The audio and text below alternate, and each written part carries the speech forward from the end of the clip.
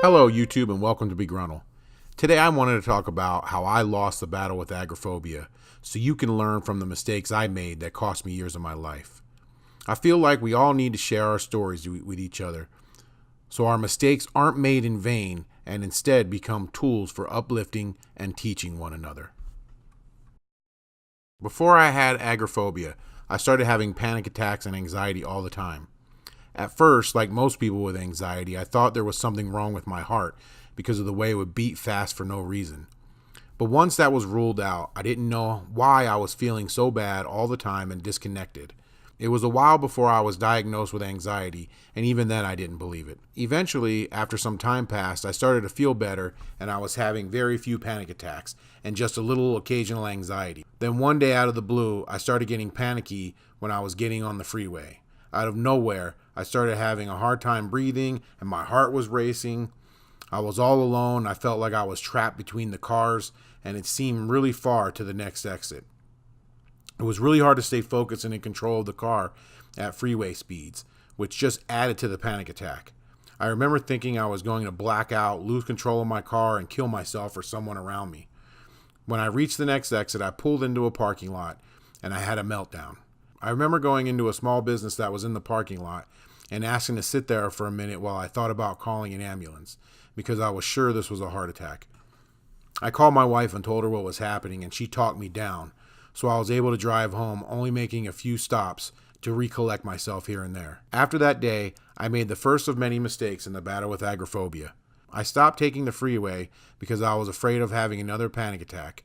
I thought I was going to lose my mind if I had another panic attack or maybe my heart would explode in my chest. I should have gotten right back on that freeway before agoraphobia started taking pieces of my world away.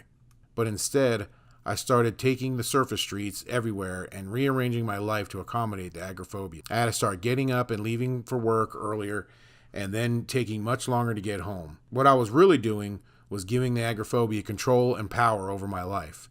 It wasn't long before I had another panic attack while driving on the service streets from the other side of town, and then I started to avoid that area and my circle of life got a little smaller. Pretty soon, I had a panic attack at the grocery store, so I avoided the grocery store. Then at the mall, and I avoided the mall. Then all crowded places made me feel panicky, so I avoided all crowded places. Eventually, I was laid off from my job of 8 years that I loved because of my agoraphobia, and that's when my life really took a turn for the worst.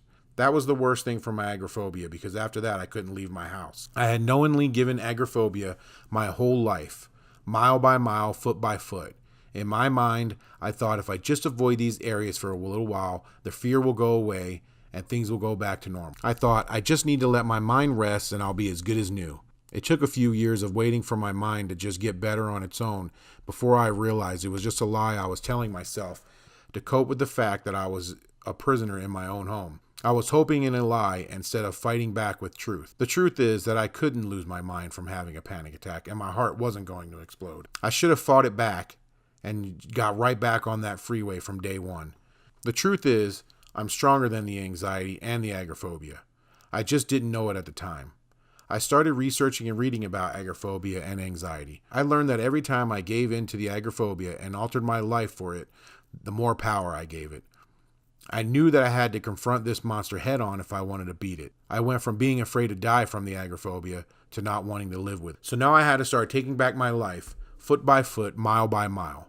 I started with walking in front of my house, from the end of the neighbor's house to the end of the other neighbor's house. This simple task had my heart racing. I would sweat tremendously and I would shake like a leaf. But after a few weeks of doing this a few times a day, I started walking a little further past the neighbors to a street sign and the other neighbors to a light pole. Then from the corner of my 4-house street to the other corner.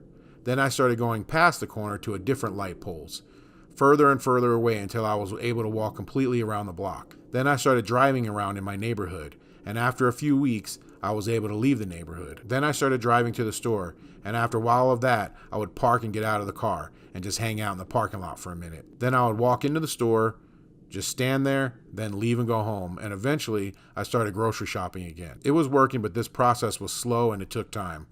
I would sometimes have a lot of progress, and other times I felt like I was moving too slow, but then I would think how far I had come from just walking in front of my house, from neighbor to neighbor, and how easy that was. I had to constantly remind myself how far I had come and keep making small achievable goals to keep myself moving forward.